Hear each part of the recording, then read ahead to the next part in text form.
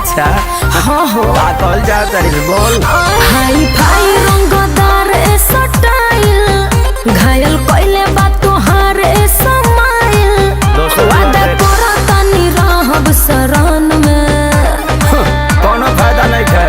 एगो लड़की बसल बिया मन में जवन संगे पढ़ेले टीवी संग में हमर भाई होई गोली ओकरे कोन में जवन संगे पढ़ेले टीवी संग में। समझ में आइल? पागल भइल बड़ा का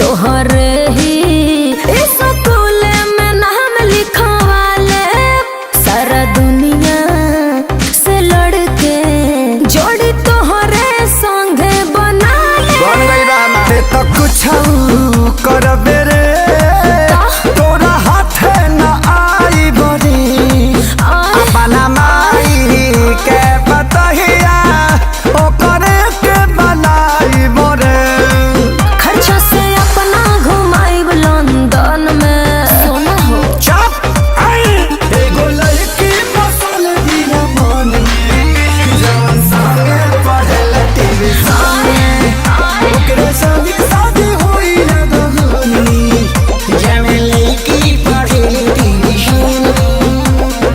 आई हो दादा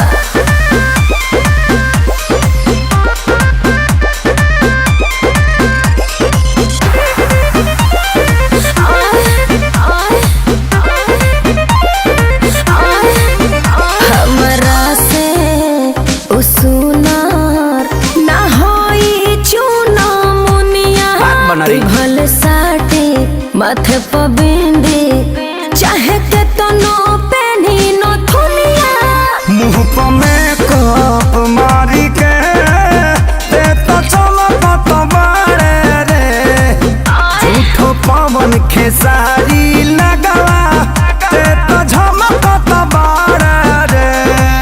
आ फांसी डाल बोढ़नी से गरदन में फसाइबे का एगो लड़की बसल बिया मन में जवन संगे पढ़ेले टीवी संगे हम कहाँ जाए हमर भाई होई गोली ओकरे कोन में जवन संगे पढ़ेले टीवी संग में। बुझले।